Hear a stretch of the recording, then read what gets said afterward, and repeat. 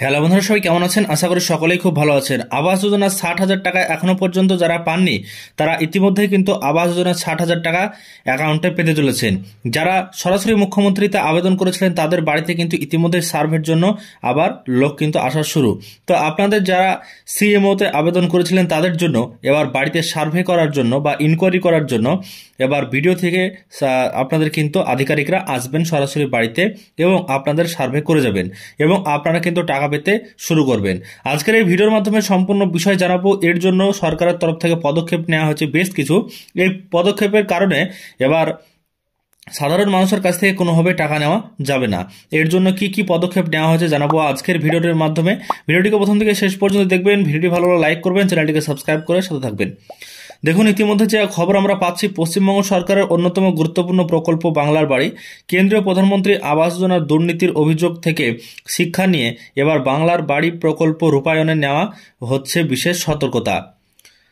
পঞ্চায়েত প্রতিনিধিদের প্রকল্প থেকে দূরে রেখে দায়িত্বভার তুলে দেওয়া হয়েছে বিডিওদের হাতে। তো পঞ্চায়েতের এখন আর কোনো প্রকল্পই আর পঞ্চায়েতের হাতে নেই, এখন সরাসরি দায়িত্ব বিডিওর।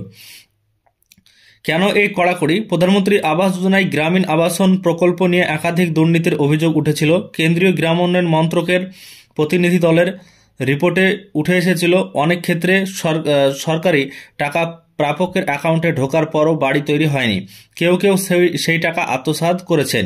নবান্ন চাইছে এই অভিজ্ঞতা যেন বাংলার বাড়ি প্রকল্পে পুনরাবৃত্তি না হয়। তাই ব্লক উন্নয়ন আধিকারিকদের বিডিও তত্ত্বাবধানে রয়েছে পুরো প্রকল্প। নিয়মিত তদারকির নির্দেশ দেওয়া হয়েছে, যেখানে উপভোক্তারা ঠিকভাবে বাড়ি তৈরি করছেন কিনা তা যাচাই করতে বলা হয়েছে। বিডিওদের বিশেষ দায়িত্ব।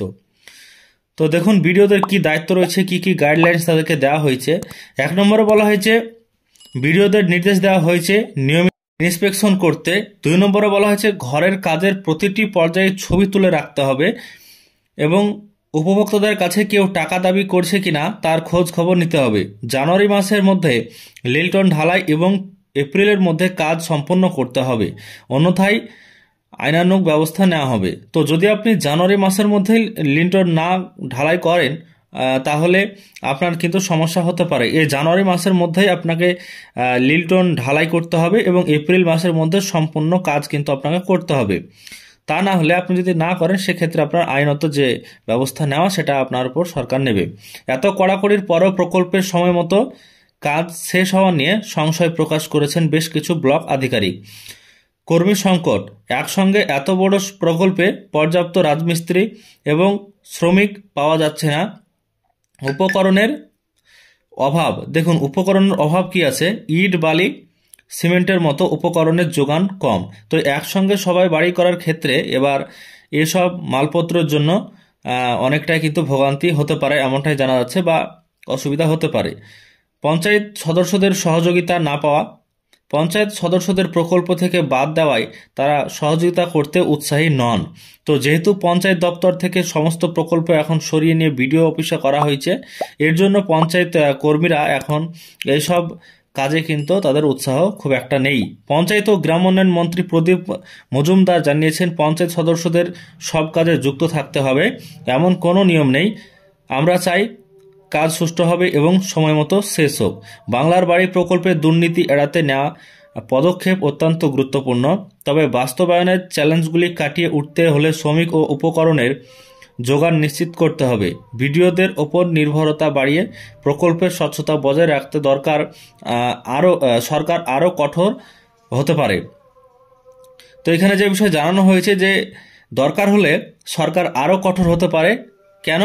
যদি সাধারণ মানুষের টাকা নয়ছয় হয় বা দুর্নীতি হয় বা যদি কোনো রকম সাধারণ মানুষের ঘর করতে গিয়ে সমস্যা হয়, তাহলে কিন্তু বিডিও যেহেতু দায়িত্বতে রয়েছে, পঞ্চায়েত দপ্তর থেকে দায়িত্ব তুলে নেওয়া হয়েছে, এই জন্য সরকার নিজে কিন্তু তাদের ওপর সহযোগিতা করবে আরও, এর জন্য জানানো হয়েছে। তো আজকের এই ভিডিওর মাধ্যমে সম্পূর্ণ বিষয় জানিয়ে দিলাম। যারা এখনো পর্যন্ত টাকা পাননি, লিস্টে নাম আছে, তাদেরকে টাকা দেওয়া হবে আর কিছুদিনের মধ্যেই।